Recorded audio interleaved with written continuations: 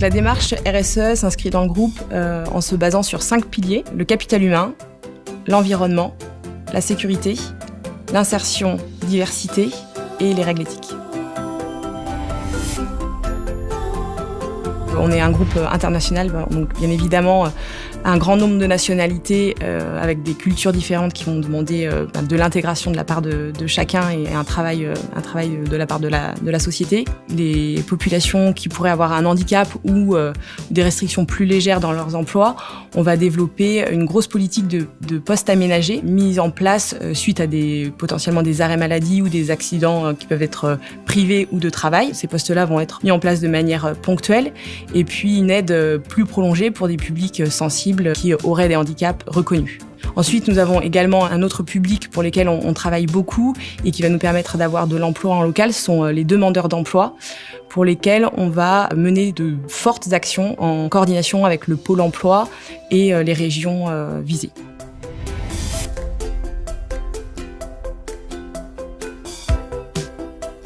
L'EPR est la nouvelle forme de centrale nucléaire déployée par EDF sur la Basse-Normandie. Entre 2007 et 2017, nous avons recruté environ 120 collaborateurs sur Flamanville. 8 vagues de recrutement, donc 5 concernant exclusivement des peintres et les 3 dernières concernant des maçons sur l'activité protection passive incendie et enrubanage. Donc la problématique sociale sur la région Basse-Normandie au moment où nous sommes arrivés était un fort taux de chômage. Donc la plupart des futurs collaborateurs que nous avons rencontrés quand nous sommes arrivés en 2007 étaient tous issus soit de la pêche, soit de la restauration, avec très peu d'activités industrielles dans la région. Un package formation a été proposé. Le point important de ces formations est qu'elles étaient validées par un titre homologué ou un CQP, donc certification de qualification professionnelle, pour tous les futurs employés. La plus belle réussite, c'est de voir, 8 ans après, un collaborateur qui a été embauché, qui était un ancien cuisinier, qui aujourd'hui est chef d'équipe au sein de nos équipes et représentant du personnel. C'est génial.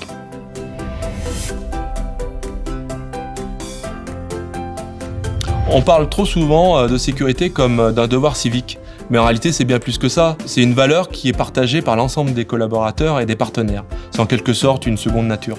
Quand on parle de RSE, on parle bien évidemment de capital humain. Et donc la sécurité, c'est bien sûr en premier lieu faire en sorte que chacun puisse retrouver sa famille en pleine santé, en pleine forme chaque soir. Dans un premier temps, on a travaillé la sécurité sous l'angle technique, puis ensuite en animant les systèmes de management. Et depuis 5 ans, on a renforcé la culture sécurité. Ça nous rend plus forts. On est engagé dans de nombreuses actions en faveur de la sécurité, telles que le développement du leadership sécurité de notre encadrement, mais également en tant que membre fondateur de la Safety Academy, qui est un centre de ressources en ligne dédié à la culture sécurité. Je vois notre politique sécurité de demain toujours plus innovante, en prônant une sécurité positive en faveur de la performance globale de l'entreprise et donc du développement durable et responsable. La partie éthique pour le groupe, c'est de s'engager à lutter contre la corruption et le blanchiment d'argent au sein du groupe et au sein des pratiques dans les affaires. Donc en fait, l'éthique, c'est quoi ? C'est lutter contre la corruption. Et la corruption, c'est très large. C'est la corruption directe, la corruption indirecte, active ou passive, ou même le défaut de prévention de la corruption. Et en formant nos managers, en étant attentifs à ce qui se passe et à la façon dont on pratique les affaires, c'est comme ça qu'on arrive à lutter contre la corruption et donc être dans une démarche éthique.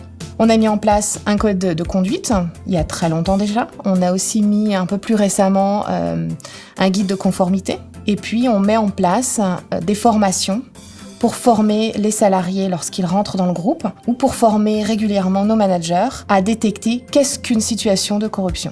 Le but de ces formations, c'est d'expliquer clairement aux managers quelle est la différence entre pratiquer les affaires, négocier avec un client ou corrompre un client. Dans sa décision de lutter contre la corruption et donc s'inscrire dans une démarche éthique, le groupe vise à appliquer strictement les différentes lois en vigueur, que ce soit la loi américaine, là, qui est la plus ancienne, ou la Convention de l'Union européenne, ou encore, qui est très stricte, le UK Bribery Act, et plus récemment encore, qui est encore plus stricte que la loi anglaise, la loi Sapin 2.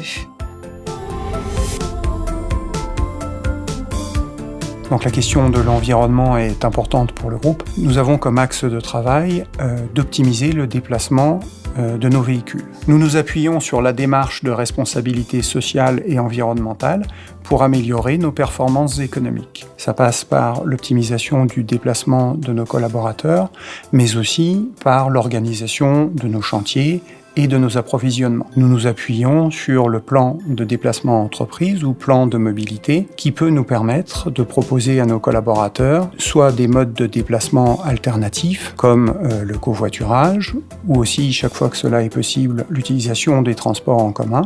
Et nous avons une autre piste qui est la proposition de véhicules à énergie alternative.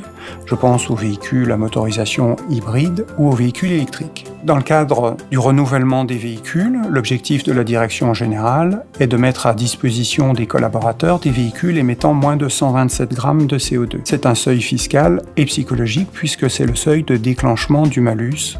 Dans cette démarche, nous remplaçons ainsi nos véhicules les plus anciens et les plus polluants par des véhicules avec des motorisations modernes, moins consommatrices de carburant, moins émettrices de CO2 et donc plus vertueuses pour l'environnement. Alors notre action au quotidien repose sur la sensibilisation et la responsabilisation des collaborateurs.